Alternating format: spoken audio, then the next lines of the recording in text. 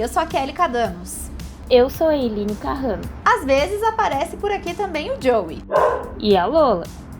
E esse é o Papo do Avesso, um espaço pra gente falar sobre quem escreve e também sobre quem lê. Chega mais que o papo de hoje é sobre sonhos, mais especificamente sobre o nosso projeto Os Sonhos do Avesso, que é de onde surgiu a ideia dessa nossa conversa. Para você que caiu agora de paraquedas, aproveita para seguir a gente no Facebook e no Instagram, @Sonhos do Avesso.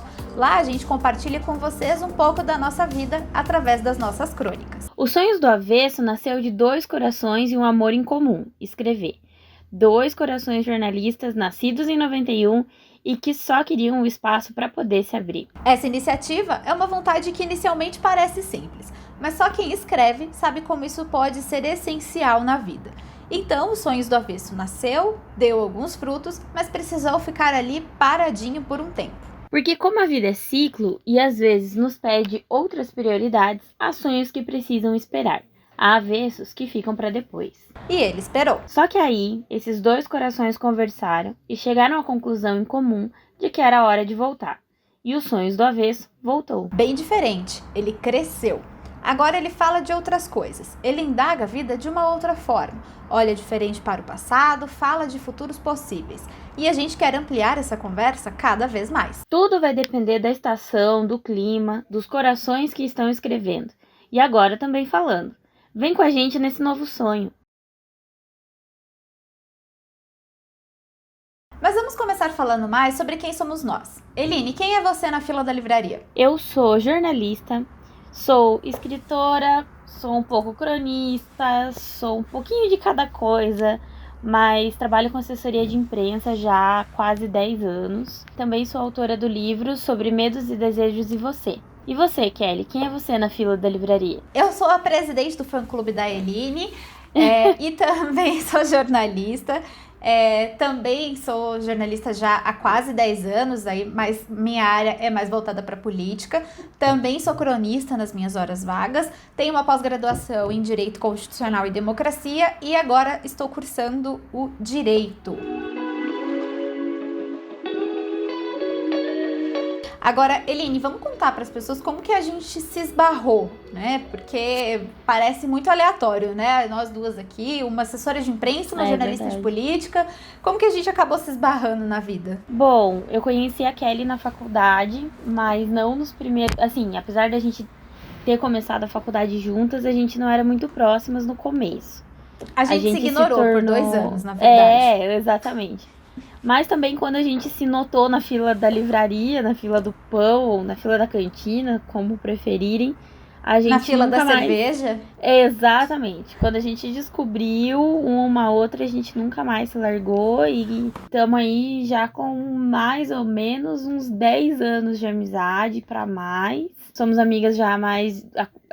Eu, pelas minhas contas, há mais de uma década e muita cerveja, muita tequila, muitos textos trocados, muito ombro amigo, muito colo, muito tudo. E foi assim que a gente se esbarrou e os Sonhos do Avesso veio justamente dessa afinidade que a gente sempre teve de gostar muito de escrever e de sempre gostar muito de ler uma outra. Então a gente acabou parindo os Sonhos do Avesso, que já foi muita coisa e agora ele tá encontrando novos caminhos de novo. É verdade. Também é importante a gente explicar para que vai servir esse espaço. A ideia é que a gente traga para cá temas de todas as naturezas. A gente vai falar um pouco de tudo aqui com autores que vão desde o romance até a ciência política, a economia, um pouquinho de tudo mesmo, para tratar de coisas que são importantes para a gente no dia a dia. Um espaço de diálogo, a gente vai falar um pouco de tudo, com um pouco de cada pessoa. Basicamente, exatamente. Vai ser uma salada mista aqui, né, Eline? Exato. É uma bagunça organizada. A gente tenta organizar, né? Mas a gente não pode garantir, não podemos fazer promessas por enquanto. Mas coisas organizadas também não são muito interessantes. Nesse primeiro episódio, a gente trouxe uma autora também para discutir. A ideia é sempre trazer autores, trazer pessoas que escrevem, né? Sejam livros, sejam... pode ser também escrever para internet, roteiro de cinema, um pouco de tudo. E a gente trouxe uma pessoa que escreve muito, como eu disse, já sou a presidente do fã-clube, a Eline Carrano, que é autora, como ela falou, do livro Sobre Medos e Desejos e Você, que eu tenho aqui do meu ladinho, fica na minha cabeceira. Ele está disponível para comprar na Amazon, tá? Então tem a versão PDF, tem a versão física, super recomendo, comprem. Vou fazer propaganda aqui porque eu ganho comissão. Mentira, não ganho. É verdade. Mas... 10%. Mentira, não ganho. Amiga, não tava sabendo. Você Nossa, já me deve uma grana, então. Pelo amor de Deus, pelo amor de Deus. E aí eu queria conversar um pouco justamente sobre esse livro com a Eline. Eline, o que a gente encontra no seu livro? É uma pergunta que muita gente me faz e eu nunca sei o que responder. É muito interessante. Porque olha, eu falo você assim, que escreveu, não sabe? Então, você vê. Porque eu falo assim, gente, são crônicas sobre mim. São, mas também não são sobre mim.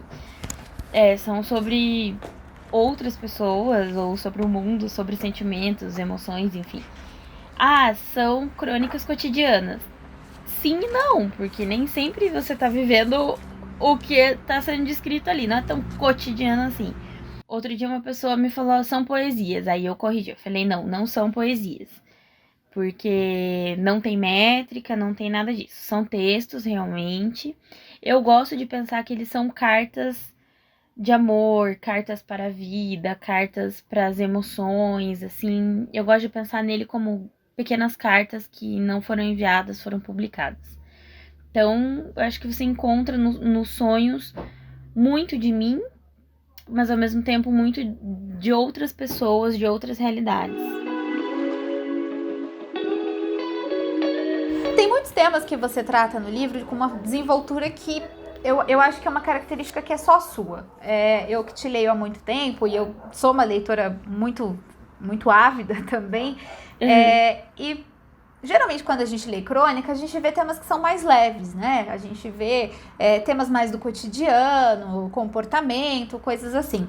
E tem algumas crônicas no seu livro que chamam a atenção pela pessoalidade com que você trata dos temas, né? Você sempre trata tudo em primeira pessoa, que eu acho que isso já é uma das suas características. E aí tem a crônica Meus Demônios de Estimação, em que você fala sobre vários demônios, né, como você mesma chama. E aí tem ali abandono, você fala de claustrofobia, fala de ansiedade, fala de vários outros sentimentos que não estão muito presentes em crônicas, né, pelo menos não no entretenimento. E você abraça eles muito bem, assim. Como que é escrever sobre esses temas? Eu sou da filosofia que para você resolver um problema, você tem que assumir que você tem um problema. E isso vem muito da terapia, assim. Então, primeiro eu tive que começar a reconhecer, e isso é um processo de autoconhecimento, as minhas limitações, assim.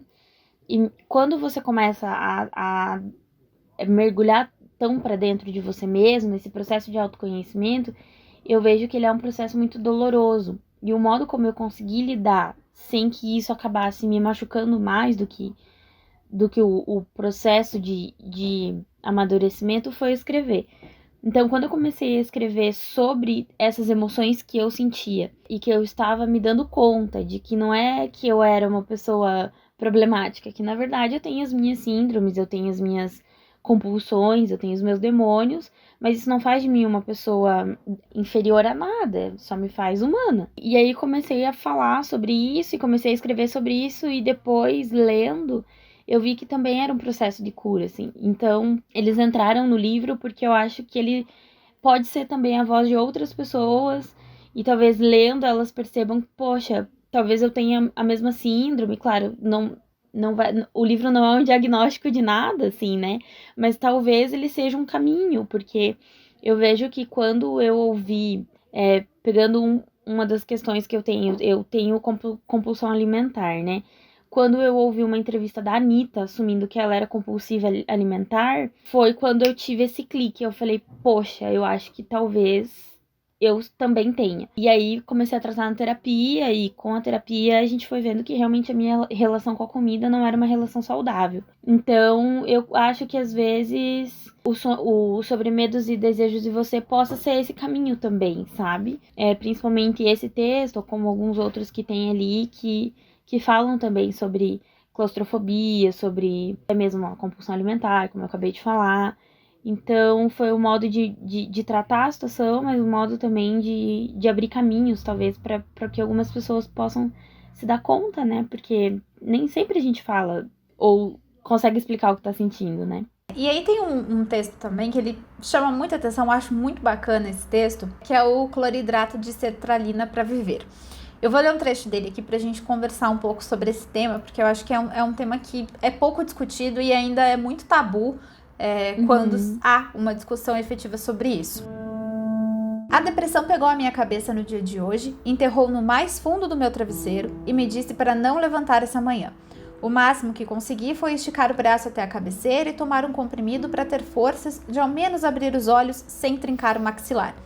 Eu comi meu pão na chapa mais lentamente, engoli o café nos pequenos goles e respondi roboticamente qualquer coisa que me fosse questionada. Os dias que começam assim me pesam de tal maneira que eu começo a questionar se estou realmente melhor ou só mentindo para os mais preocupados, para que eles não pensem que o fato de o meu banho ficar mais demorado significa que eu cortei os meus pulsos. Eline, como que é você tratar desses temas em relação à depressão, principalmente? E não só isso, né? Mas como que é passar por esse processo, né? De identificar que tem depressão, tratar a depressão. O que é mais difícil? É escrever sobre ou é lidar com isso no dia a dia? Ah, não, com certeza lidar com isso no dia a dia é muito pior, assim, né? Mas eu acho que escrever sobre é o que ajuda, assim. É o meu modo de até. Às vezes eu vejo até como uma balança, sabe? Tipo, geralmente eu anoto as datas dos textos e aí eu falo, puxa, no tal dia eu tava assim, mas olha, agora eu já tô melhor, então quer dizer que eu tô evoluindo aqui, ou não, tô piorando ali, né? Então é até um termômetro, assim, né? Mas eu acho que a parte mais difícil talvez seja você conseguir diferenciar, e eu vejo não só em mim, mas em outras pessoas que têm o mesmo quadro, elas às vezes não sabem diferenciar o que é a doença falando e o que é ela mesma. Então, por exemplo, às vezes a pessoa tratou você um pouco mal, seu amigo tem depressão, e ele é um pouco, sei lá, grosso com você, ou ele não te respondeu uma mensagem, ou ele não conseguiu ir no compromisso. Não é do caráter dele, é a doença falando, entendeu? Claro que existem algumas coisas que são do caráter da pessoa, e então esse filtro, assim, de saber o que sou eu e o que não sou eu, no começo eu acho que era mais difícil, hoje em dia eu consigo identificar melhor, assim, as minhas reações. Então, às vezes eu reajo a alguma coisa, eu falo, nossa, por que eu fiz um overreacting, assim? E na verdade não era, eu não tava legal naquele dia, né, tal. Eu acho que essa é a parte mais difícil, saber quando sou eu que tô falando ou quando é a depressão que tá falando. Eu acho que é importante tratar desse assunto também, inclusive porque ainda há uma coisa muito nebulosa em torno da depressão, né? As pessoas não entendem o que é depressão. Então é muito comum, não sei se você já ouviu esse tipo de coisa do tipo, mas por que você não melhora? Por que você não acorda mais cedo e vai caminhar no parque? Tanta coisa pra pensar e você tá aí deprimida, tua vida tá ótima. Como que você lida com esse tipo de coisa? A minha terapeuta, ela fala que o depressivo sofre de duas formas. Pela depressão em si, todas as causas, sintomas e tal, e pela cobrança das pessoas da sua melhora. Então, a tua família tá aqui te apoiando, olha, né, o seu namorado tá aí, a sua namorada tá aí, tipo, tá todo mundo aqui e você não evolui. E aí a pessoa começa, cara, eu não tô evoluindo, eu sou ingrato, eu sou uma ingrata, eu sou, né, aquelas cobranças, e aí essas cobranças acabam se tornando mais uma tortura, né? Então, e eu, sim, eu ouço muito, tanto que eu lembro que uma vez uma pessoa me perguntou, meu Deus, mas você é nova, você tem um bom emprego, tipo, uma família maravilhosa, o seu cachorro é lindo, e você tá deprimida. E eu tô deprimida. Sim, estou. Ou comentários, porque eu acho bem interessante. O machismo é uma coisa muito forte, né? Até pra essa questão. Porque eu lembro que uma vez um amigo falou que ele tava com depressão e ele, como homem, né, toda aquela dificuldade de assumir que ele não tava legal, que ele precisava de tratamento. E comigo aconteceu já muito de perguntarem: ah, mas você tá deprimida porque você terminou com seu namorado, ou você terminou com um namorado, você é por causa de um relacionamento. Ninguém pergunta assim. Ninguém pergunta. Primeiro que perguntar por que uma pessoa tá deprimida já é um problema, né? Porque Já às vezes é a um pessoa problema. simplesmente não sabe. Raramente sabe. E aí já é difícil assumir que é uma depressão. Aí você ainda querer um motivo pra ela. E se for mulher, com certeza é por causa de relacionamento. É por causa de homem. Se for homem, e se for um homem é porque ele é fraco. Então, assim... Exatamente. Existem coisas... Existem pressões, assim, que a gente acaba suportando a mais por causa da ignorância do outro, entende? Ah, então... Eu não tenho depressão, eu não conheço ninguém, eu não preciso saber. Claro que você precisa, porque às vezes você trabalha com alguém que tá num quadro depressivo e você não entende sobre o assunto e às vezes só julga a pessoa por algum comportamento, por algum comentário e acaba se tornando mais um espinho na carne do doente, né, do paciente. Então eu acho bem complicado, assim, esse tabu que existe em cima da depressão, de que é falta de oração. Tipo, eu como teóloga me ofendo muito. Falta de oração é ótimo. Eu me ofendo muito, assim, sabe? Porque eu tenho muitos amigos sacerdotes em quadro depressivo, com compulsões, assim, visíveis, entendeu? Devido à própria profissão do sacerdócio, que é uma profissão que não tem horário, né? Eles são padre 24 horas, eles não têm, tipo... Ah, pronto, eu desliguei o computador aqui e agora eu não sou mais padre. Não. Então, assim, são... Até... Eu fiz um estudo há um tempo atrás sobre o sacerdócio ser uma das profissões mais estressantes e mais propensas ao quadro depressivo, justamente porque as pessoas dizem assim: não, o cara reza um monte, você acha? Ele não cansa, ele é sobre-humano, né? E não, eles têm depressão, então já quebra aí, sabe? Ah, porque depressão é falta de oração, então e esses pastores todos, né, que têm depressão, essas pessoas que trabalham aí com religião, que são extremamente religiosas e se deprimem, né? Então, não é. Ah, é falta de trabalho. Quanta gente tá deprimido por causa do trabalho? Nossa. Né? Ah, então, parar de colocar essas caixinhas, né? E aceitar que a depressão é uma doença. Às vezes ela pode ser uma questão hormonal. No meu caso, eu descobri por causa de uma questão hormonal. Pode ser uma questão de qualidade de vida mesmo. Você tá zoando sua vida aí na alimentação, coisa e tal, e não, teu corpo tá pedindo socorro, entendeu? Então, ser um pouco mais empático mesmo, né? Parar de fazer umas perguntas, assim, invasivas, desnecessárias, acho que é um caminho. Você sente também um problema um pouco geracional? Porque... Muito. Eu percebo um pouco isso. Essas pessoas que às vezes são mais velhas... Elas não conseguem entender, não entra na cabeça delas que uma pessoa pode ter depressão. Ou é falta de ter o que fazer, ou, enfim, não tem motivo pra estar deprimido, ou eu tô muito ocupada pra estar deprimida. Você sente isso também, esse tipo de comportamento? Bom, eu fui criada pela minha avó, né? Só que a minha avó, ela é, assim, um ser evoluído de outros planetas. A avó da Eline não é humana, gente. Ela é um anjo, ela não é humana. Aqui. Então, assim, ela entende muito bem. Ela foi até a primeira pessoa a me falar: ó, você tá precisando de ajuda, você tem que buscar um psicólogo. Mas eu vejo nas outras pessoas mais velhas, assim, essa limitação de entender a depressão, até aceita.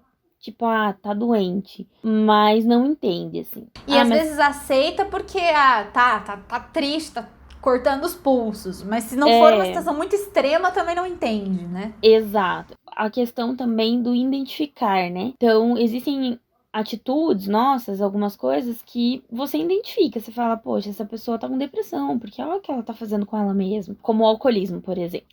O cara bebe até cair, amanhece lá na rua, é um vagabundo. Não é um vagabundo. Ele tá deprimido e ele tá fugindo de alguma forma e tá acabando com a vida dele num vício, porque ele não tá tendo o tratamento que ele precisa. Então, porque fulana come, tá engordando igual não sei o que e não sei o que. Cara, será que ela não tá com algum problema psiquiátrico, psicológico e daí ela tá fugindo da comida? Falta esse conhecimento pra começar a identificar sinais depressivos. Eu acho interessantíssimo. Até a gente...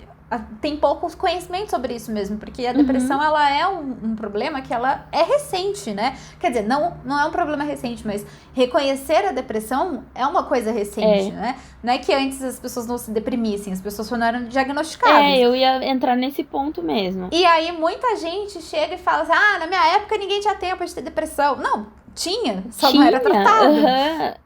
E assim, eu acho assim absurdo, porque no meu tempo a gente trabalhava, a gente não tinha tempo de ter depressão.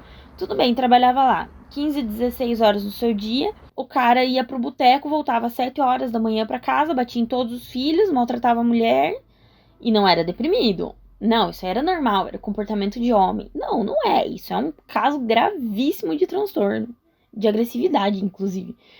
Então, porque antigamente não tinha essas frescuras. Claro que não se notava uma mulher deprimida, até porque a mulher não podia reclamar, né? Exatamente. Ela vivia ali um casamento que tava horrível, mas ela tinha que aguentar por questões religiosas, por questões sociais, pelos filhos, por toda uma estrutura social que não ia acolher ela caso ela quisesse sair de casa. Então, assim, tinha depressão. Entende? A minha avó fala muito disso, que ela teve muitos problemas, assim, na vida dela, e ela teve um momento que ela precisou ir ao médico, o médico falou assim, Dona Maria, a senhora precisa sentar numa praça e descansar, a senhora só trabalha. E ela falou, eu tava num quadro que eu não tinha emocional pra nada mais.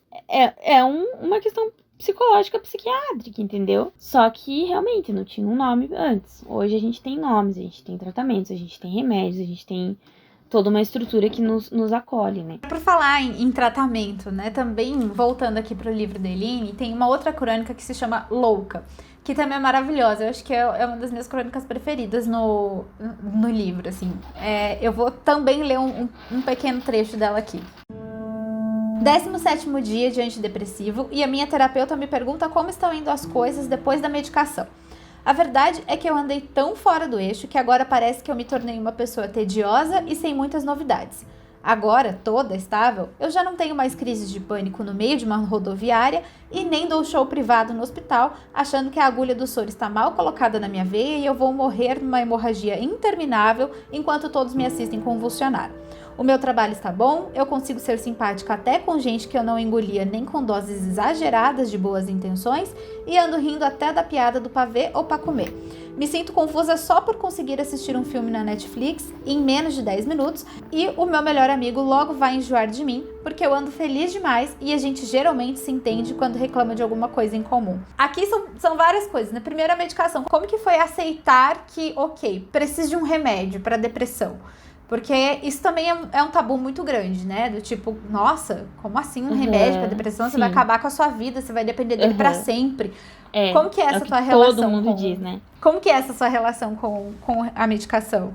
Hoje eu não tomo mais a medicação que eu tomava na época desse texto, né? Eu acho que a aceitação, eu já fui consciente de que eu precisava de remédio. Porque eu cheguei num estágio que eu tinha medo de dirigir, porque eu tinha medo de fazer alguma coisa com o carro. Porque eu sabia que eu era o meu maior risco. Eu tive essa consciência, assim. Eu sempre tive acompanhamento de pessoas muito boas ao meu redor. Então, eu tive o benefício de sempre ser uma pessoa que tinha autoconhecimento, não assim, né, nada transcendente, mas o mínimo necessário para reconhecer que eu não tô legal. Então, quando eu busquei essa ajuda, eu já sabia que eu ia precisar de uma medicação, que o tratamento terapêutico ia me ajudar também, mas que a medicação ia ser também um plus, assim. Comecei a tomar remédio com 25 anos, assim, não era mais tão novinha, né? Já sabia fazer as minhas escolhas sozinha. Mas quando eu comecei a tomar remédio, eu ouvi muitos comentários assim, nossa, você nunca mais vai sair disso, meu Deus, você é muito nova pra estar tomando esse tipo de coisa. Mas eu perseverei porque eu sempre fui uma pessoa muito adepta da medicina. Sempre acreditei muito na medicina, até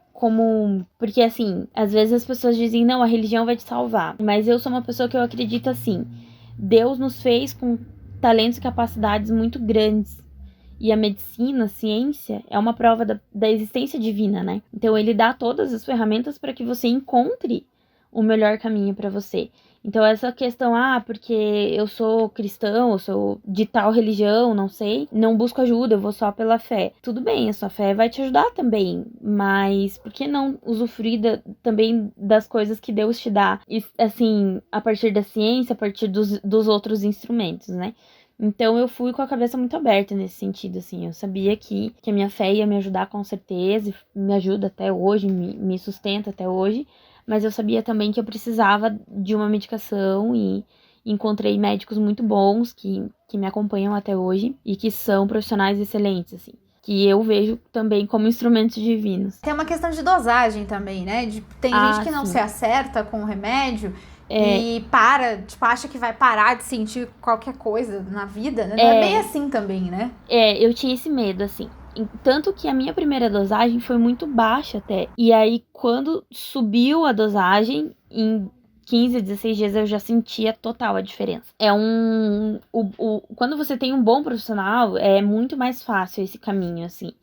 O problema é quando você começa a tomar na louca, assim, como eu vejo algumas pessoas que falam, eu vou tomar o que o fulano toma. Não é bem assim, porque às vezes a dosagem do fulano é muito pesada pra você, ou ela é muito baixa, ela não vai fazer nada. Então eu acho que tem que ter um acompanhamento médico, não adianta. E eu tinha medo... porque esses remédios, geralmente, eles são prescritos, né? Você não consegue chegar na farmácia e comprar. Exatamente. Me dá um Rivotril, não é bem assim que funciona. Não é bem assim. E eu também não... Não é igual M&M's, né?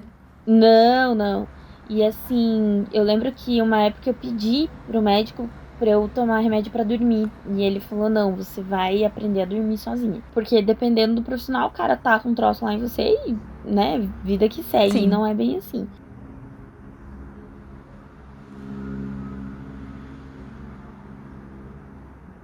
E acabavam ficando meio catatônicas, assim, eu tinha meio medo, ou no feelings, como eu conheço também pessoas que tomavam antidepressivo. A Tati Bernardi conta isso numa entrevista dela pro Jô, que ela tomou muito tempo um determinado remédio, ela não sentia nada, não sentia libido, ela não tinha nada, e daí quando ela parou de tomar, veio tudo meio que triplicado, assim, então eu tinha esses receios, assim. Mas também cheguei no médico, no consultório, falando, eu tenho medo disso, eu tenho insegurança aqui e tal, mas foi muito bacana. Encontrei profissionais muito bons, assim. E não fiquei nada disso. A fase de adaptação, realmente, você tem uns picos de humor, assim, eu senti bastante. Mas depois que você se adapta, é uma coisa muito benéfica. E o processo de parar de tomar também não é tão simples, né? Você vai fazendo um desmame, que eles chamam. Então, tem que respeitar bem certinho também, porque quando você vai largando o remédio, você sente falta dele, obviamente, como qualquer droga. Mas sabendo sair dele sem grandes traumas, assim. Eu tive problema pra me adaptar também, né? Eu também tomo medicação. Uhum. E no começo eu tinha muito sono. O meu remédio me dava muito sono. Eu tomo remédio pra ansiedade, né? E ele me derrubava, tipo, por horas, assim. Era um negócio terrível. Mas, assim, questão de adaptação, né? Hoje já tá tudo certo. Sono eu sempre tive na vida, né? O remédio ele amplificava. Isso é o nosso mal, né? Mas assim, o meu normal é viver com sono já, sempre. Eu também. Mas assim, o remédio ele me deixava, tipo, eu lembro que teve um dia que eu fiquei 6 horas acordada durante as 24 horas do dia, assim. E aí eu levei assim, uma semaninha pra conseguir entrar no eixo, assim, começar a viver, né, de verdade. Porque até então eu só tava dormindo. Mas, né, tudo bem, passou, e aí continua ainda tomando remédio. Eu ainda não passei pelo desmame, né, não sei como que vai ser. Mas eu comecei a tomar, inclusive, e isso é uma outra coisa, né? Que a gente não consegue identificar alguns quadros até que vem um sintoma físico, né? Que foi muito o meu caso. Eu sempre sofri, sempre não, né? Mas de uns tempos pra cá eu vinha sofrendo muito com enxaqueca, e enxaquecas terríveis, assim. Eu passava o dia morta, assim, era horroroso. E aí eu fui no neurologista, falei, não, eu tá com câncer, não é possível, eu tenho enxaqueca todo dia, isso não tá normal. E aí eu fui no neurologista, fiz todos os exames possíveis, assim, eu fiz a polissonografia, que é aquele exame que você passa uma noite dormindo na clínica pra ver se meu sono tava, né, porque como eu tenho muito sono, foi a primeira coisa que ela pensou, tá dormindo mal esse ser humano, não tava, tô dormindo bem. Fiz tomografia, fiz tudo quanto era exame, tava tudo normal. A única conclusão que sobrou, assim, foi essa. Não, você tem ansiedade, vamos ter que diminuir essa ansiedade, tomar um remédio, etc. E, cara, assim, passou, melhorei, 100%, assim. Hoje, antes eu tomava um remédio forte pra enxaqueca, pelo menos 4 vezes por semana. E desde que eu comecei a tomar o remédio, o remédio para ansiedade, eu parei de ter essas enxaquecas que só curam com remédio forte. Eu tomo uma dipirona e tá tudo certo, quando eu tenho uma dorzinha de cabeça, assim, né? Período menstrual e tal. Mas isso é uma coisa também, porque eu até então eu não ia perceber que eu tinha ansiedade até o meu corpo gritar de um jeito assim, cara, você não vai conseguir mais viver se você não for ver isso. E eu acho que isso é um ponto também, né? No meu caso também foi físico, a minha menstruação atrasou 4 meses. Eu lembro dessa história, sim, gente. E a gente, assim... Eu já tava comprando roupinha de bebê já. Mas assim, fazia teste, não tinha nenenzinho, não tinha nada. E aí, como assim, né?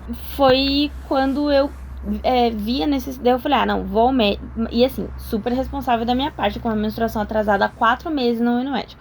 Mas enfim, né? Quem nunca? E aí, quem nunca? E aí, tipo, eu que achei na véspera do casamento que tava grávida e falei, não vou fazer teste porque eu quero beber. Sim, foi absurdo. Absurdo aqui. E aí, enfim, fui ao médico e aí ela falou assim, olha, realmente, né? Não temos uma gravidez aqui, a gente tem que ver o que pode ser. Foi diagnosticado o ovário policisto. E o que algumas pessoas não sabem é que o ovário policisto, ele também influencia, obviamente, pela quantidade de hormônio no emocional. E aí o meu quadro depressivo agravou nesse sentido. Eu já tinha uma depressão leve lá atrás, que eu ia contornando e com a questão hormonal piorou. Então, foi todo um tratamento, não foi só a questão depressiva. Eu também tratei a questão do policisto, eu trato até hoje, né, e tal. Então, eu tenho picos, assim, que eu realmente fico muito mal. E aí, eu tenho momentos em que eu estou muito bem. E é isso, a gente vai seguindo... Vai equilibrando ali. Vai equilibrando, e você sabe que eu comecei a tomar o remédio para ansiedade e eu comecei a perceber que eu deixei de fazer coisas que eu fazia antes e eu não percebia que era por causa da ansiedade.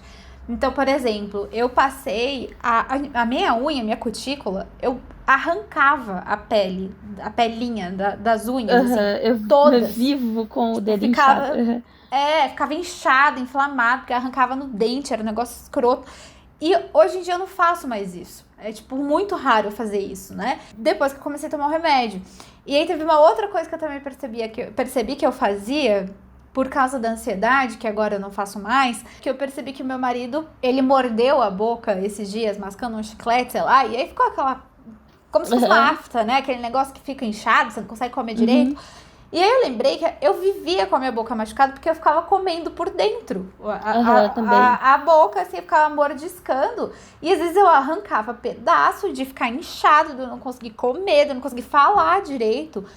E eu nunca mais tive esse problema. E aí eu reparei e falei, caramba, eu nunca mais fiz isso. Eu falei, é verdade, porque eu tô tomando remédio pra ansiedade, então tá tudo controlado, né? Então são coisas que às vezes a gente não percebe que a gente faz, né? Tipo isso de ficar mordendo a boca. Eu tenho muito de ficar mordendo tampa de caneta, assim, sabe? Sim. Ou qualquer coisa nesse sentido e tal.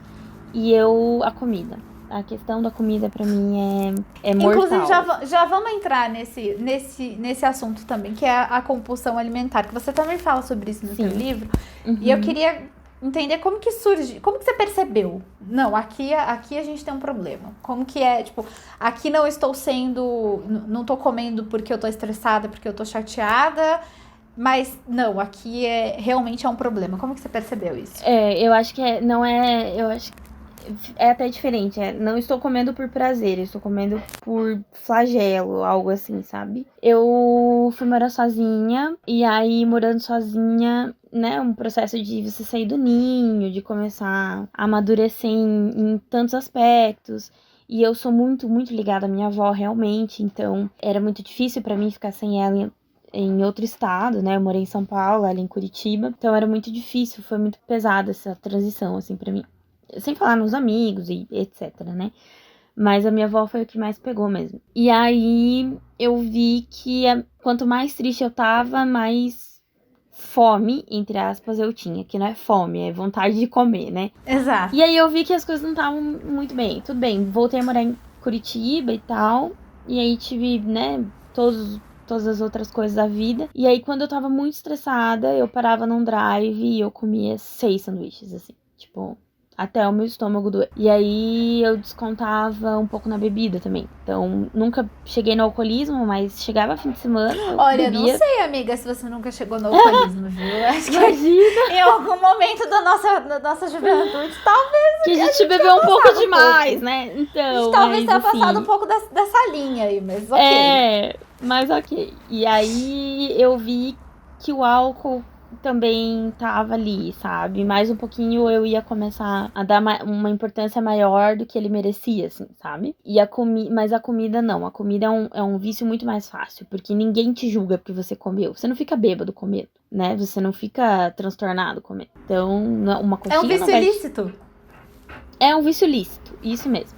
E eu comecei a fazer, entendeu? E aí o que acontece? A autoestima começa a ficar ruim, porque você começa a engordar muito, assim, né? E não que ser gordo seja ruim, mas você sabe que o teu peso tá se elevando, a tua saúde tá cagando. E aí a minha autoestima tava ficando muito ruim. E aí eu falava, bom, mas já que tá perdido, perdido e meio, né? Daí eu comia mais. Realmente se torna um vício. Então, se eu não comer, eu não vou conseguir estudar. Se eu não comer, eu não vou conseguir trabalhar. Se eu não comer... E aí foi indo num nível que eu vi que eu pensava em comida 90% do meu dia. Ou porque eu tinha comido, ou porque eu queria comer. E isso começou a tomar um tempo e um dinheiro muito grande. O dinheiro, né? principalmente. Porque não é normal, entendeu? E aí, como eu falei, eu vi uma entrevista da Anitta. A Anitta falou, eu não lembro pra quem ela tava dando, acho que era pro Bial. E ela falou assim: o meu vício é comer. Se você disser que essa mesa aqui é de comer, eu vou comer. E eu falei, nossa, eu também. Como se não bastasse a questão, né, disso. Eu também, a Demi Lovato começou a falar muito sobre os problemas alimentares dela. E aí eu comecei a levar isso pra terapia, sabe? Eu chegava pra minha psicóloga e falava, olha, eu tô usando a comida como uma tortura. E aí, olha só, eu falava assim, não vou comer uma coisa muito calórica. Aí eu pegava, tipo, meio quilo de uva e eu comia. Como se aquilo não fosse me fazer mal do mesmo jeito, entendeu? Entendi. E aí ela falou assim, cara... Não, mas é saudável, né? É fruta. Daí ela falou assim, olha, mas o problema não é você comer 6 cabeças de alface ou 6 sanduíches. O problema é o que essa comida representa, né? O que é isso na tua vida? E aí eu comecei a ter esses starts e assumir. E começar a ter atitudes de um dependente químico mesmo. Então, se eu sei que eu tô muito estressada, que eu tô muito chateada, eu não fico, tipo, zapeando aplicativo de comida. Isso é um veneno, assim, pra gente que é compulsivo. Eu criei uma disciplina alimentar bem mais rigorosa, assim. Então, eu tenho horário pra comer e eu determino, hoje eu vou comer isso aqui. Ah, mas, poxa, vai ter um happy hour, ou eu vou jantar com o meu namorado, ou a minha avó fez uma comida especial, eu tenho um almoço em família, beleza, tudo bem, tem problema. Mas nos dias em que eu tenho controle sobre a minha vida, que não são dias, entre aspas, especiais, assim, eu sigo a risca porque eu sei que eu sofro de uma compulsão, e se eu começo a sair da linha um pouquinho, eu não tenho o dia do lixo, eu tenho o ano do lixo, entendeu? Então eu tenho que saber me controlar, porque é como um vício do álcool, é como o vício do cigarro, é como o vício de qualquer outra droga, que se você dá o primeiro passo, não volta mais. Ou demora muito pra voltar, né? Isso também é outra parte, outro sintoma, né? Que as pessoas têm dificuldade de reconhecer, porque... é comida, né? Não tô fazendo mal pra ninguém, não tô destratando ninguém, não tô triste, chorando no meu quarto. Como é que eu vou saber que eu tô deprimido só porque eu quero comer 3 hambúrgueres? Exato. E as pessoas não reconhecem, assim, não estou conseguindo parar, entendeu? Porque esses dias eu tava conversando com uma pessoa até, e aí ela falou assim, não, porque se eu abrir uma caixa de chocolate, eu tenho que comer a caixa. É uma compulsão, entendeu? Você não é normal isso. Eu não tenho muito questão com doce, eu sou mais pro salgado mesmo. Mas assim, cara, se eu pego uma lasanha, eu como a lasanha. E eu aprendi, estou aprendendo, tem dias que eu consigo muito bem, tem dias que não. Tipo, tá, aqui tá bom pra mim. Já não preciso ir pra frente. Como a bebida. poxa, bebi até aqui. Mentira, a gente nunca se encontrou. Mas assim, né? A gente, enfim. Então, assim, bebi hoje, amanhã eu não preciso beber de novo, né? E eu acho que também é muito... A compulsão alimentar é um vício lícito, e eu acho ele difícil, porque em qualquer lugar que você vá, vai ter comida, né? Nossa, então, é verdade. Quando você tem um alcoólatra na família, você não bebe perto dele, né? Um exemplo. Mas quando você tem alguém com compulsão alimentar, você vai fazer o quê? Não vai comer? É difícil, entendeu? né? E é muito engraçado, porque não é um problema, né? Poxa, ela come demais. Não é um problema, né? É um problema. É um problema a partir do momento que isso já não te faz mais bem. Então, não é fácil. E agora, outro ponto também que você tocou, que acho que é legal a gente falar, é a importância da terapia, né? Porque você tratou a sua compulsão alimentar na terapia. E eu, por exemplo, descobri que tinha ansiedade também na terapia, né? Em alguns pontos. E ainda é muito difícil você convencer as pessoas a fazer terapia, principalmente se elas acharem que não estão deprimidas. E também porque as pessoas acham que a terapia é só pra quem tá deprimido. E não é necessariamente isso, né? A terapia é pra todo mundo. E isso também é muito difícil, né? De convencer as pessoas. E aí entra aquilo que você estava falando também da questão da etária, né? Você pode ver, assim, que é muito difícil uma pessoa um pouco mais velha falar, puxa, eu preciso, né? Agora, a nossa geração já é um pouco mais aberta pra isso. Mas... eu vejo pessoas assim que visivelmente precisam de uma terapia para se conhecer ou para tratar uma emoção ou para, né, eu tenho ouvido muitas pessoas com muitas mágoas, assim, sabe? E não resolve a situação, ao invés de resolver, ela prefere brigar com todo mundo e destruir todas as relações que ela quer e não admitir que quem precisa de ajuda é ela. Eu li esses tempos atrás um meme bem interessante, eu não sei se era um meme ou uma citação, e dizia assim, a gente faz terapia para aguentar quem não faz. E aí, é verdade. Né? Sim. Porque é tão difícil você lidar com uma pessoa que, poxa, 10 minutinhos que a psicóloga já tava muito melhor, entendeu? Não é? E não, ela prefere continuar ali na realidade dela limitada. E, bom, fazer o quê, né? Respeitar a liberdade do outro. E outra coisa também, acho que já pra gente ir quase caminhando aqui pros quadros, você falou, né, que você percebeu, deu um estalo, né, quando você eu tenho isso, né, da compulsão alimentar, quando você viu a entrevista da Anitta. E também você citou uma celebridade americana, que agora eu não me lembro o nome, porque eu sou péssima com nomes de a Demi Lovato. Ei, eu sou Lovatic. Então, eu sou péssima com essas coisas. Amo a Demi. Enfim, e aí você falou disso, né? E eu acho que isso também é legal, porque se ver nos problemas dos outros, né? E eu acho que isso que é importante, que o teu livro eu acho que é tão especial por isso, que é você se ver nos problemas que você, né, que você tá lendo. E isso é muito importante, porque você também tem esses estalos e percebe, não, tá, eu acho que eu tenho isso aqui, eu acho que eu posso precisar de ajuda e tal. E eu acho que, por isso que o teu livro é tão importante também, tão incrível, porque ele conversa com as pessoas para que elas percebam que não é só elas no mundo que sentem isso, não estamos sozinhos, é verdade. Não tá sozinho, estamos juntos. Eu concordo, mas assim, eu acho que ele também fala não só sobre depressão, sobre compulsão, sobre todas essas partes psiquiátricas, assim, mas ele fala também sobre a questão do sentimento, que eu acho que é um ponto muito forte, né? Do a gente amar de uma maneira que às vezes não entendemos, não sabemos explicar. E eu acho que também é legal. Eu acho que ele é uma casa, porque nem sempre a gente consegue explicar a dor de alguém que foi embora ou a sensação de estar amando mais do que era planejado, né? Eu acho que o livro aborda também essa parte, que também é assunto de terapia, por que não, né? Mas eu acho que são as cartas de amor que são a minha parte favorita, sinceramente falando. Sobre Medos e Desejos de Você, disponível na Amazon, comprem. Livro físico, livro virtual. Sim. Mas o livro também não é só sobre depressão e compulsão alimentar, né, Eline? O que mais que a gente acha aí no livro? Para as pessoas não acharem que vão, sei lá, terminar o livro querendo cortar os pulsos e tal. Não é bem assim não, tá, gente? Não, ele fala sobre crônicas de relacionamento, de sentimentos. São crônicas bem intimistas, assim, bem metafóricas também. Eu acho que o meu estilo de escrita, ele é um estilo de escrita bem metafórico, então tem muito disso. E eles são cartas de amor, realmente, assim.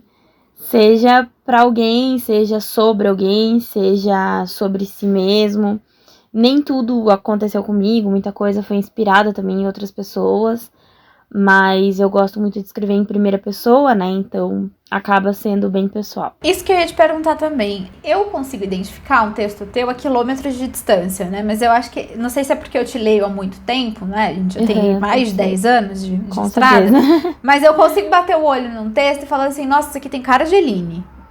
Como que você desenvolveu essa identidade sua de escrever, essa forma de escrever que te define tão bem, né? Te diferencia dos demais cronistas? Eu não sei, na verdade, assim. Eu comecei a escrever muito novinha, tipo, com 11 anos eu já rascunhava algumas coisas, assim. Mas eu sempre segui muito a linha da Tati Bernardi, da Ruth Manus, da Marta Medeiros, assim, sabe? Que são pessoas que escrevem realmente em primeira pessoa. Eu não consigo, na verdade, ser narradora. Eu tenho que estar vivendo aquilo realmente, porque eu acho que é o que me identifica, assim, na questão da escrita. Mesmo que não seja sobre mim, me colocar na pele do outro também é um método de inspiração, né? Não sei explicar, assim, como que eu desenvolvi. Eu sei que os textos que eu não escrevo em primeira pessoa, geralmente eu não gosto muito, assim. Fora trabalho, né? Lógico. Ah, sim, Que aí é outro rolê, né? É outra pegada.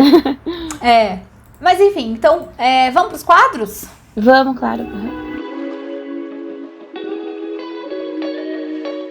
Vou começar aqui com o livro de cabeceira, aquela indicação de um livro que você já leu ou esteja lendo, ou ame apaixonadamente, para quem tá ouvindo também se apaixonar. Eu vou confessar que agora, nesse momento da minha vida, eu estou lendo a saga Harry Potter. Assim, porque a gente tá agora, essa altura da sua vida, amiga, Harry Potter tem Não, eu já li, não, eu li quando já. eu era...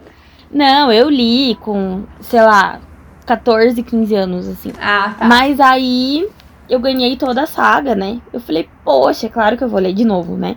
E, gente, como é maravilhoso eu tenho uma confissão, eu nunca li nenhum livro do Harry Potter. Nossa, é maravilhoso. Maravilhoso.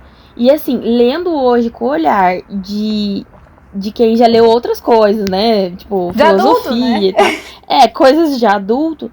Apesar da J.K. Rowling ser toda a polêmica que ela é, assim, né? Que a gente sabe que ela tem uns desvios de caráter aí. O talento dela como escritora é fantástico, dela ter criado toda uma mitologia, toda uma sociedade, todo um universo, né, Harry Potter, assim. Eu admiro muito.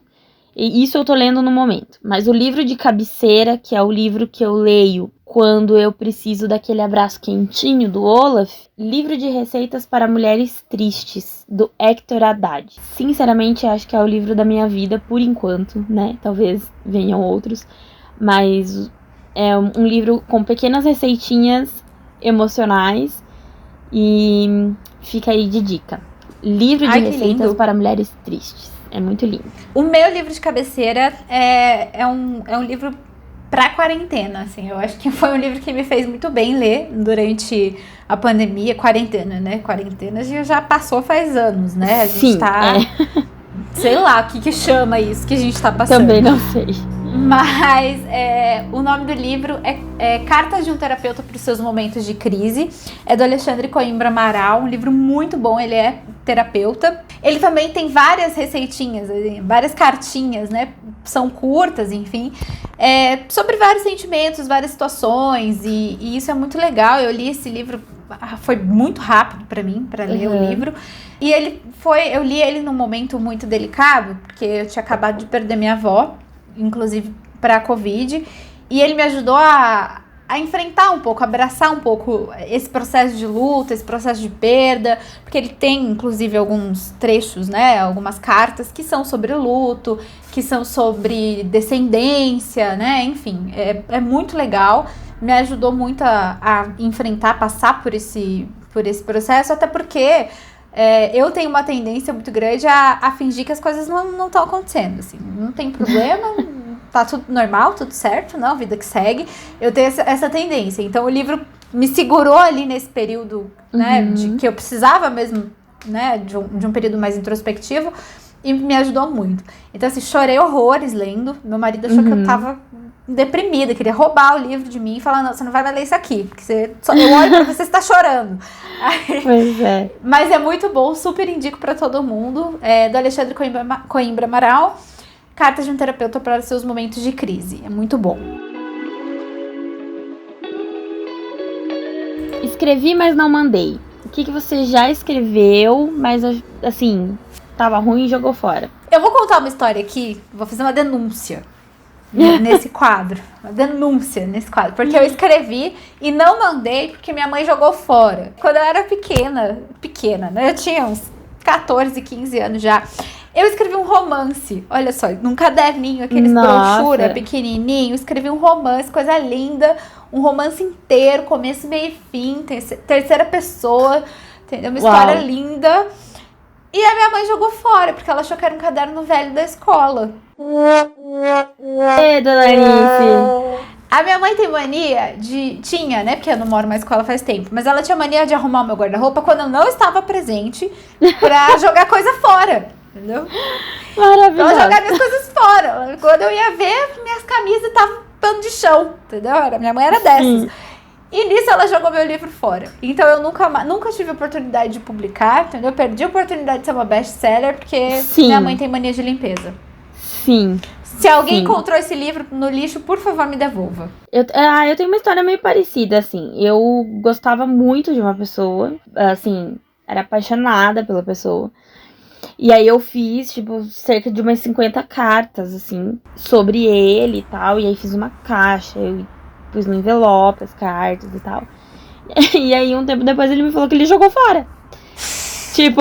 Ai, gente. Obrigada. Por que as pessoas ficam jogando fora?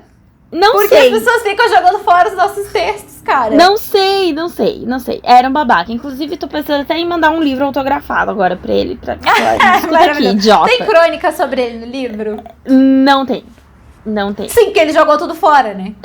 Não tem. Não, sobre ele não tem. Foi um livramento de Jeová na minha vida. Tá. Não, graças a Deus. Cara, sério, parem de jogar texto dos outros fora, gente. Vocês não podem fazer isso. Isso magoa, gente, entendeu? Por favor. Bloqueio criativo, aquela história sobre o texto que não saía de jeito nenhum. Eu tô com bloqueio criativo atualmente, vivendo assim. Tenho muitas ideias, aí não põe no papel, não escrevo, mas uma hora vai sair. Alguns textos, assim, que eu publico, né, e tal, às vezes eu tenho o início dele e aí eu só vou ter o meio, fim, sei lá, muito tempo depois. Mas o que eu faço geralmente é buscar outras fontes, sabe? Tipo, ver novos filmes, novas músicas, que são coisas que me inspiram bastante pra escrever, né? Então eu vou buscando outras fontes, assim, ouvindo mais pessoas, e aí a coisa flui um pouco melhor, assim. E, claro, né, ler principalmente outras inspirações. E você, Kelly? Então, eu passei também por uma fase muito longa de bloqueio criativo, porque foi logo que eu comecei a trabalhar mais, assim, com o hard news, né? Com a notícia de todo dia e tal, porque é uma outra pegada, né? Você tem que entregar tudo que você tem no primeiro parágrafo, né? E aí é uma outra estrutura de texto, outra pegada, enfim, tem que ser tudo muito rápido, você não pode ficar fazendo muito floreio, né? Enfim. E aí, quando eu comecei mais, né, no jornalismo diário mesmo, eu comecei a ter muita dificuldade de escrever crônica, porque eu tava nessa vibe muito alucinada e não conseguia escrever, né? Então, isso demorou. Eu voltei a escrever recentemente, inclusive, depois que eu voltei pra terapia. Inclusive, foi aí que eu destravei. Falei assim, não, tá, agora eu consigo escrever. Me ajuda. E aí voltei a escrever. Inclusive, mas eu acho que uma coisa que agrava o bloqueio criativo, no nossa situação, assim, né, é que a gente trabalha escrevendo muito. Então, chega à noite, você meio que não quer escrever.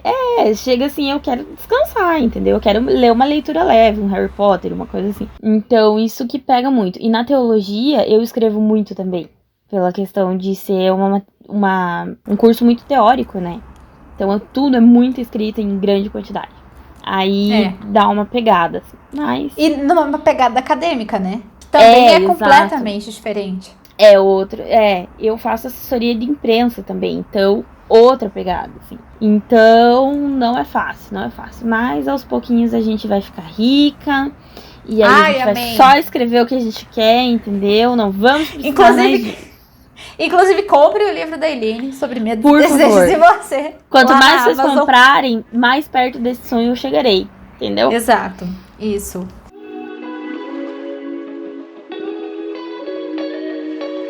A dica da tia. Qual é o conselho básico pra todo mundo que quer viver de escrever, Kelly? O conselho básico que eu dou pra todo mundo que quer viver de escrever é ler, né? Pra começar.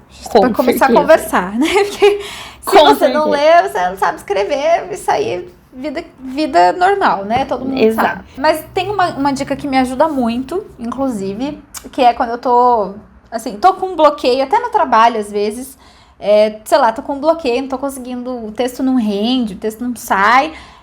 Eu tenho mania de começar a escrever à mão. Pego uma canetinha, papelzinho. Legal. E aí começo a escrever. Pra crônica funciona mais, porque aí eu acho que a velocidade com que eu penso não precisa ser tão grande, né? Enquanto você tá digitando. Uhum. E aí me ajuda a desenvolver melhor as ideias que eu vou colocar no papel em seguida. Mas também funciona para texto do jornalismo diário, assim. Às vezes quando eu tenho muita informação para hierarquizar, assim, eu pego lá um bloquinho de papel, caneta e vou lá, flecha pra cá, flecha pra lá, asterisco e faço assim, que geralmente funciona. Então fica aí a minha dica, é a caneta e o papel. Boa. A minha dica é ler, principalmente, mas escrever. Escreva e vai se lendo depois. Não logo que você terminou, já lê. Escreve, deixa lá 2 dias marinando e aí volta e lê de novo. Porque eu acho que quando a gente começa a se ler, a gente vê os pequenos erros, vê o que tá bom, o que não tá.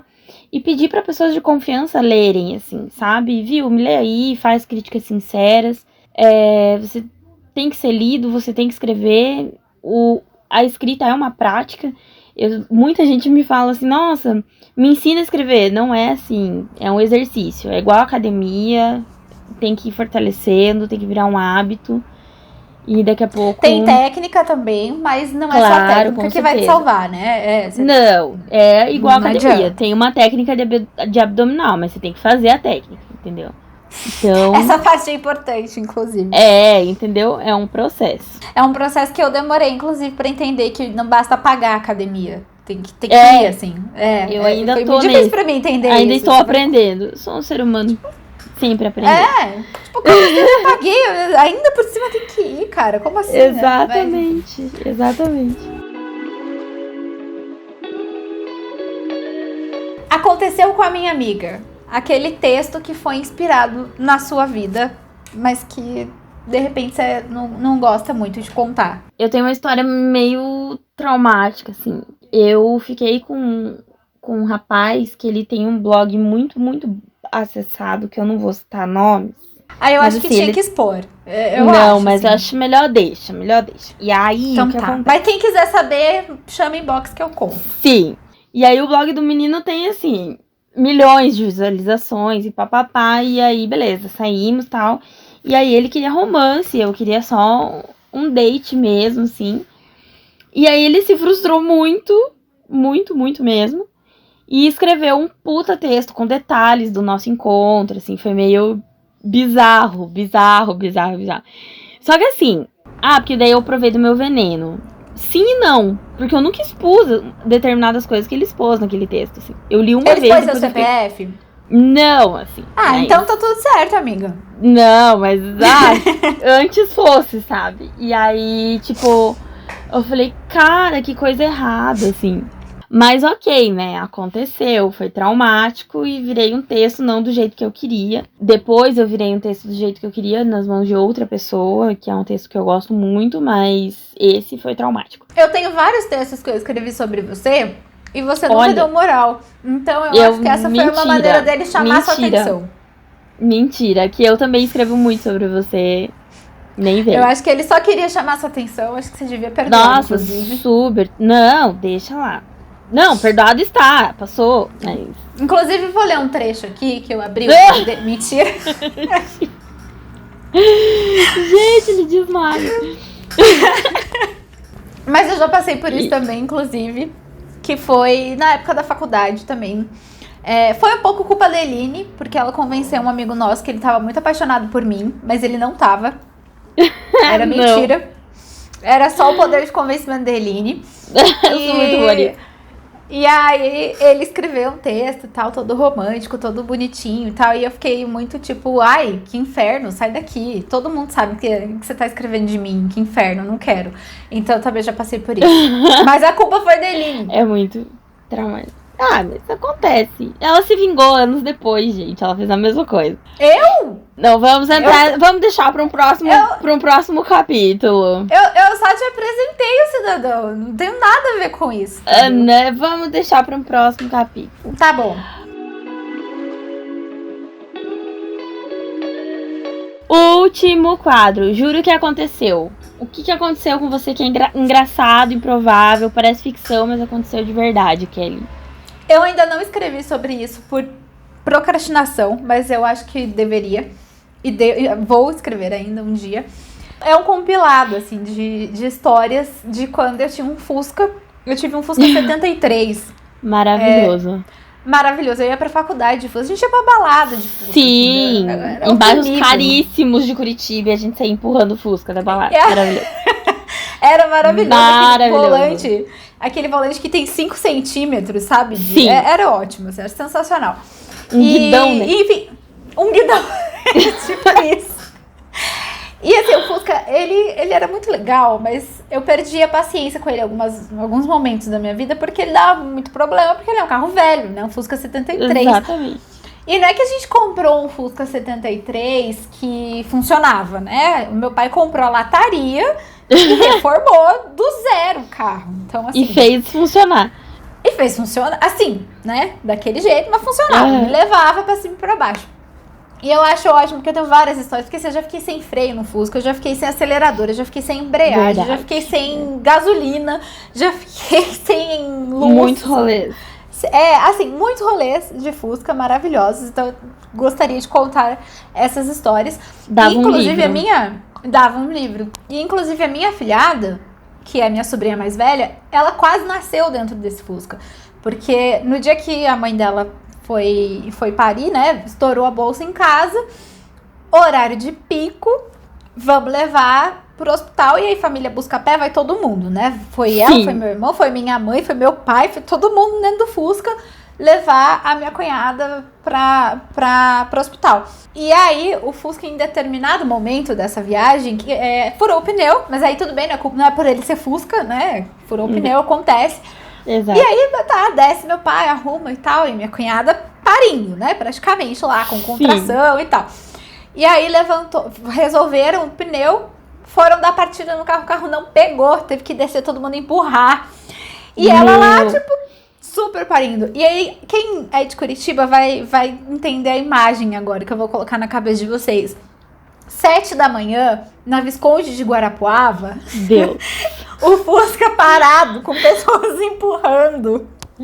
E uma grávida. Uma grávida dentro dele. Foi um negócio sensacional. Então, assim, eu acho que Inclusive, esse Fusca ainda está na garagem da casa da minha mãe. Porque um dia eu talvez pretenda arrumar ele. Então, essa é a minha história. Se nada der certo, a gente faz dele um Fusca Garden. A gente planta umas plantas dentro dele. Tipo, ele vai existir. Ele teve um momento, assim, que quase só aconteceu que ele tava no jardim. Mas aí minha mãe recolheu e botou na garagem. Ela salvou ele. Ele só é um depósito de ferramenta do meu pai, por enquanto. Menos mal. Bom, comigo aconteceu uma coisa que, assim, né? Estava conhecendo um belo rapaz. E aí, falei assim, não, vou mostrar o lado romântico que eu não tenho, né? Porque eu não sou realmente uma pessoa romântica. Não, a gente não é. A gente é outra. A gente E as pessoas precisam entender isso. Precisam aceitar isso. Mas assim, naquela relação, eu queria fazer dar certo na época, né? E aí é uma pessoa fantástica, que eu admiro de coração até hoje. Tipo, eu tenho um carinho enorme por essa pessoa. E aí eu falei assim, nossa, vou mandar uns docinhos pro trabalho dele, via motoboy, né? Com cartãozinho, aquela coisa pra mim, nunca mandou docinho. Amiga, eu sempre cheguei com caixas de cerveja na sua casa, né? É verdade. Mas eu já te dei docinho que sobrou do meu casamento. Inclusive, isso era uma armadilha, porque ela queria montar uma estante e ela me atraiu com os docinhos. Cheguei lá, a estante tá montada aqui em casa. Não tinha uma ferramenta direita, a gente arrumou um negócio. Outra história também pra outro podcast. Mas volte pros docinhos aí peguei do seu rapaz. E comprei os docinhos num lugar muito caro, assim. Tipo, era aqueles docinhos chique, entendeu?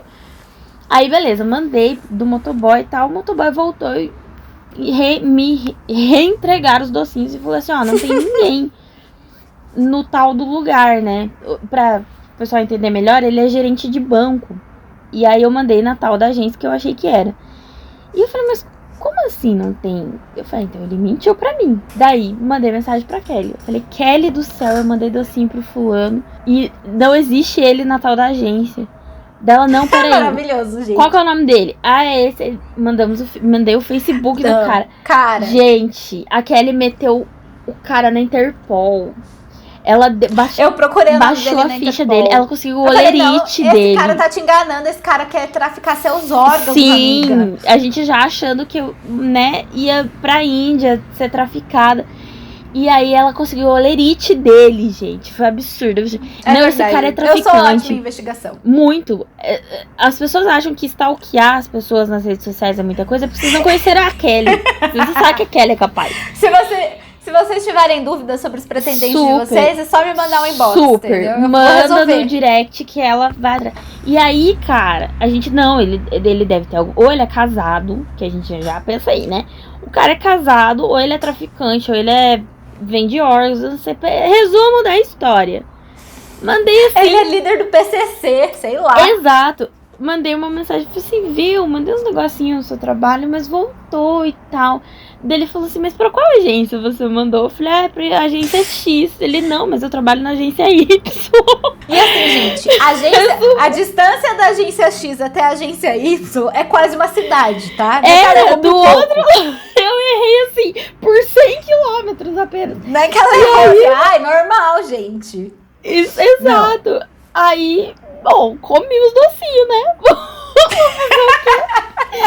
E o cara não era traficante, nada. Ele realmente trabalha lá na agência até hoje. Trabalhador honesto, cidadão de bem. É muito honesto, um cidadão de bem, uma pessoa maravilhosa. Então, ficou aí, né, na história. Eu sendo romântica.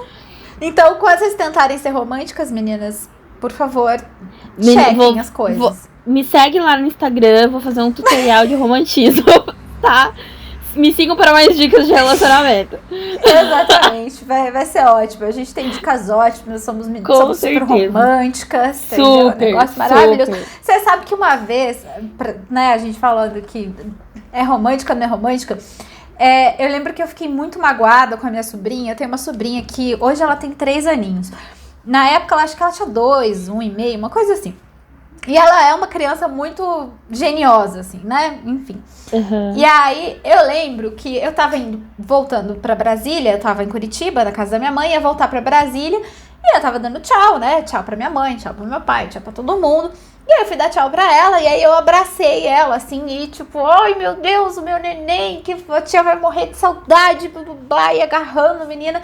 Aí quando eu soltei, né, ela dos meus braços, ela que não sabia quando ia me ver de novo, ela solta a seguinte frase: saco.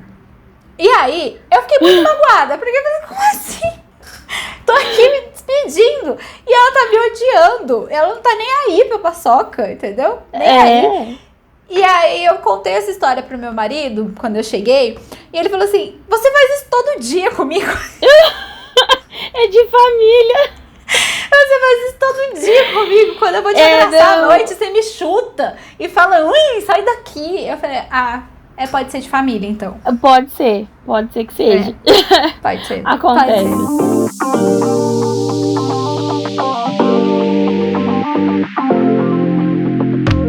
Mas enfim, Enfim, gente, a gente vai ficando por aqui e eu espero que vocês tenham gostado da nossa companhia. A gente vai se ver sempre por aqui, com convidados incríveis, falando de todo tipo de assunto. E você pode mandar sua sugestão, viu? Entre em contato com a gente nas nossas páginas, @sonhosdoavesso. Aproveita e fala pra gente o que e quem você quer aqui nos próximos episódios. E não esquece de seguir a gente nas nossas redes sociais também. Eu sou @KellyCadamos. E eu sou Ali_Carrano. Esse podcast é uma produção do Regra dos Terços. Segue também nas redes sociais. Até a próxima! Até!